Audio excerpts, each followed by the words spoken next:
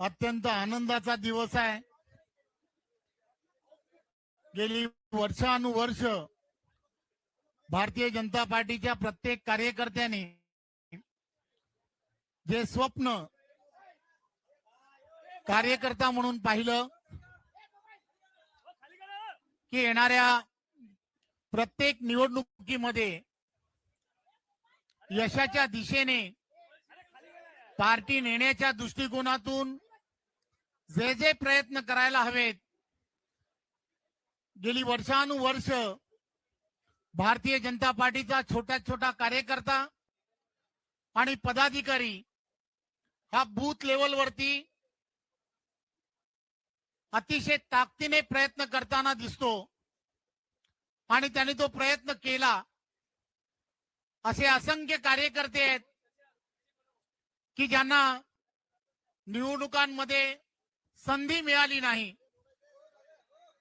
त्याग आणि समर्पण या भावनेतून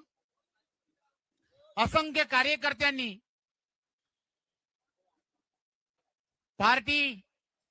आणि पार्टीचा विचार, नेशन फर्स्ट, त्यानंतर पक्ष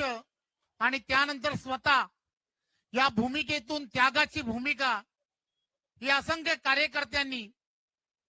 ही स्वीकारली। खरं तर हा विजय जो आहे तो अशा सर्व कार्यकर्त्यांसाठी आहे की ज्यांनी त्याग आणि समर्पणाची भूमिका ही पार्टीसाठी केली। मला खरं तर देशाचे पंतप्रधान नरेंद्र मोदीजी, आदरणीय अमित भाई असतील, नड्डाजी, नवीनजी आणि केंद्रातील असणारे सर्व नेतेगण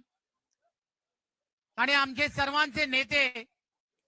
आदरणीय देवेंद्रजी, की ज्यांनी गेली काही वर्षानुवर्ष महाराष्ट्राला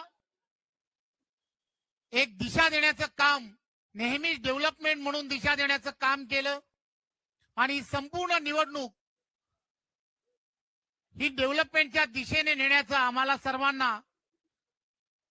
त्यांनी एक विजन दिलं होतं। आम्ही सर्व भारतीय जनता पार्टीचे नेते, पदाधिकारी सर्वांनी ही निवडणूक डेव्हलपमेंटच्या दिशेने नेण्याचा आटोकाट प्रयत्न केला। खरं तर महाराष्ट्रातील सर्व जनतेचं मी मनपूर्वक धन्यवाद यासाठी देतो की गेल्या वर्षानुवर्ष निवडणुका या भावनिक आव्हानांवरती होत होत्या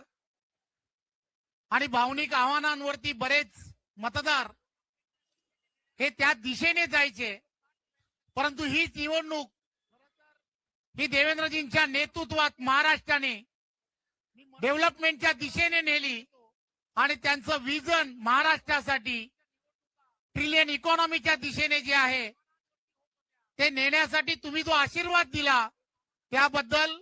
मी भारतीय जनता पार्टीचा अध्यक्ष म्हणून, आम्ही सर्व भारतीय जनता पार्टीचे कार्यकर्ते म्हणून मी पूर्ण महाराष्ट्रातील जनतेचं मनपूर्वक धन्यवाद देतो, आभार मानतो आणि पुन्हा एकदा आपल्या सर्वांचे खूप खूप धन्यवाद। मी या महाराष्ट्राचे नेते माननीय मुख्य